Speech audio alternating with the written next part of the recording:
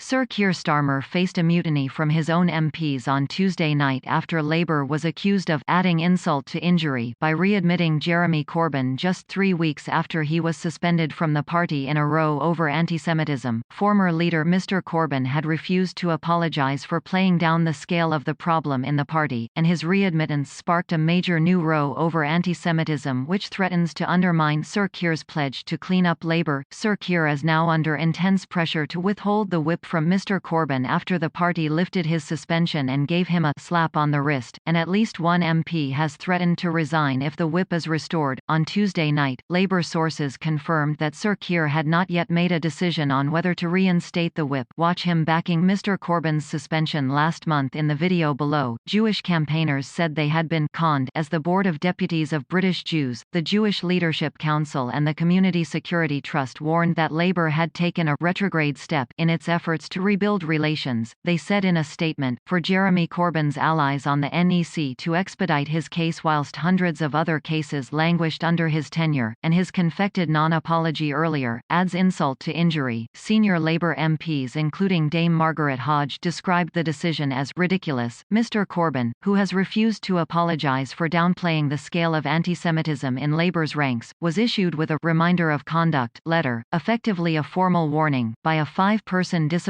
panel of Labour's ruling National Executive Committee. The panel was made up of 3 Labour moderates, Alice Perry, Gurinder Singh Josen and Wendy Nichols, and Ian Murray and Yasmin Dar, more associated with the hard left.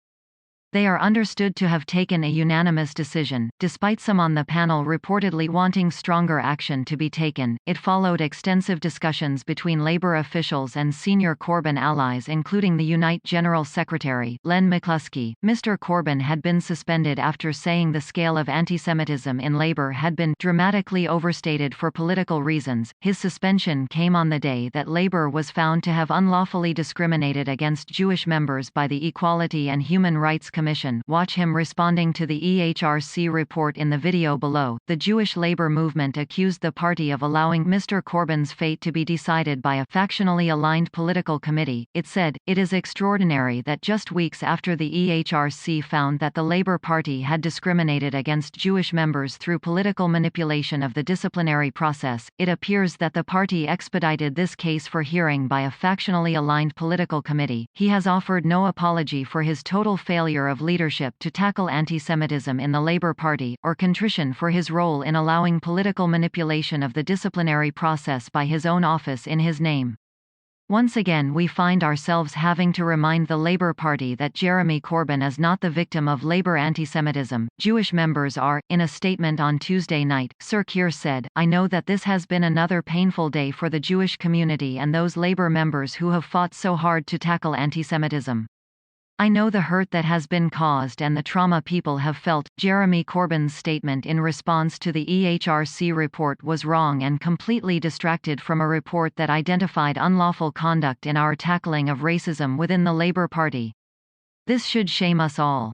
I will not allow a focus on one individual to prevent us from doing the vital work of tackling anti-Semitism. Sir Keir was accused of showing no leadership as Mr Corbyn's suspension was branded a stunt to divert attention from the EHRC report. Several Labour frontbenchers privately expressed disbelief at the decision to reinstate Mr Corbyn, saying it would shatter the newly won trust of the Jewish community. Their fears proved well-founded as Karen Pollock, the chief executive of the Holocaust Educational Trust, said it sent an appalling message. Zero tolerance either means zero tolerance or it's meaningless, she said. The scathing report from the EHRC less than 3 weeks ago outlined a stream of racism and discrimination by the Labour Party on Jeremy Corbyn's watch, yet here we are. Once again Corbyn has failed to take responsibility, and the Labour Party have let him off the hook. Gideon Falter, the chief executive of the Campaign Against Anti-Semitism, said, "By readmitting Mr Corbyn, the Labour Party has once again excused anti-Semitism and proved itself unwilling to address it. The Jewish community has been conned." Dame Margaret, a veteran Jewish MP, said, "I simply cannot comprehend why it is acceptable for Corbyn to be a Labour MP if he thinks anti-Semitism is exaggerated and a political attack, refuses to apologise, never takes responsibility for his actions and rejects the findings of the EHRC report." Ridiculous. Neil Coyle MP, a prominent critic of Mr Corbyn, suggested the equalities watchdog may not be done with the party in the wake of the former leader's readmittance. To those who feel as let down as I am seeing from some members today, I'd like to apologise, he added.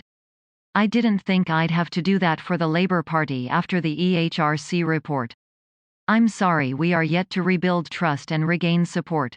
I'm sorry Labour processes are not yet fixed. While Labour insists its complaints processes are independent of its political leadership, the Cabinet Office Minister Michael Gove claimed Sir Keir had demonstrated weakness in the face of prejudice, adding, Labour are not under new leadership. This decision shows no leadership. Mr Corbyn said, I am pleased to have been reinstated in the Labour Party and would like to thank party members, trade unionists and all who have offered solidarity. Our movement must now come together to oppose and defeat this deeply damaging Conservative government.